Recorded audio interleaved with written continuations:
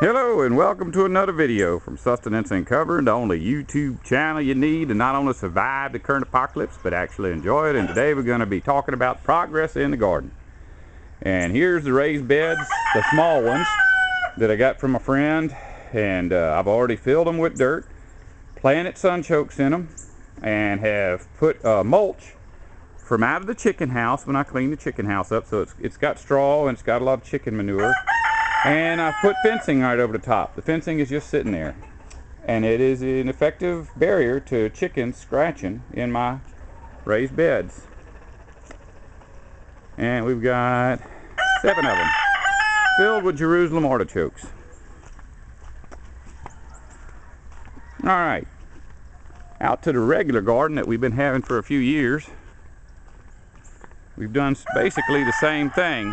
Now I've taken my friend's 4x4 beds and simply put them on top of my 4x4 beds, and I've planted them and put wire over the top of those. The only difference is over here it's a longer span and the fence wants to snap back, so I went ahead and put staples in and just hooked the fence so it grabs onto those staples, and then the fact that it's trying to coil all the time keeps it tight.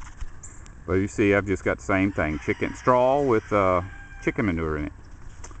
And hopefully, if we do have another freeze, which is pretty daggum warm, it's hard to imagine that, but I know it can happen, then we'll hopefully that'll protect my plants. I'm hoping they won't even sprout until after the winter's well gone.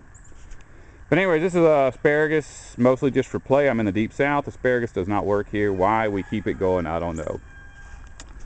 Over here, I've got century plants, and I don't know if you know what a century plant is. It's that's what they make tequila out of, which makes me think that the core and roots of the plant are almost all carbohydrates. Otherwise, you wouldn't be able to do that. And I have eaten the roots, and they taste like asparagus. So, anyways, that may work.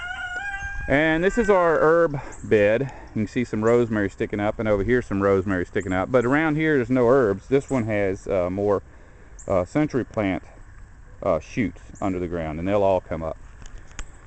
Alright, here we have peanuts. Both beds peanuts, and they'll do good. Don't have to worry about them. Here I planted, of course, this was going to be a potato bed. This is a potato bed. This was going to be one as well, but I put Jerusalem artichokes and okra in here because I didn't have any potatoes and I didn't know if I'd ever get around to them. And as you can see, the chickens have already scratched my Jerusalem artichokes up, at least one of them. We'll put that back in the dirt, cover them a little bit. And this here may just be an exercise in futility. I actually put the wire over because I knew the chickens would scratch everything out that I planted, but I didn't have enough wire. I may have to go buy another roll of fencing. And that's regular field fencing. It's 4 foot tall because I got 4x4 beds.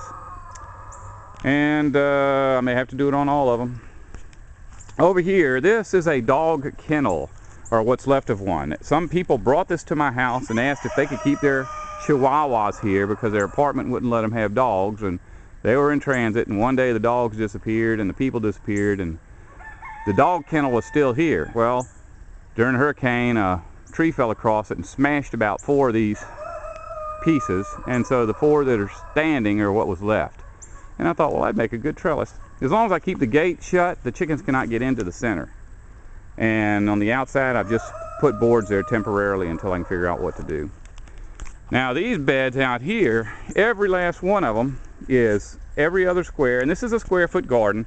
It's just that I'm so limited on what I can plant that I don't have a real big variety. Each bed is 8 okra plants and 8 sunchokes occupying every other square. So it's okra, sunchoke, so on and so forth. And if you notice, I've put posts up. They've been there, and pipe tins hanging off of a string. That kind of keeps crows down, which I don't think I'll have any issues with the beds that have field fence on them. But it's something I've always had, so we'll just leave them there.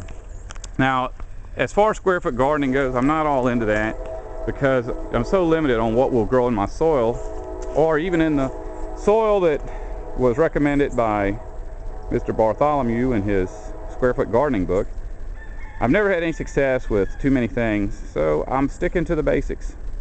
Which, another thing is, I really didn't like the look of the square foot garden with all the different types of plants. From an outsider's perspective, it really didn't look very organized. Now, the beds that have yellow flags in them are ones that I started to turn, but came up with these sunchokes.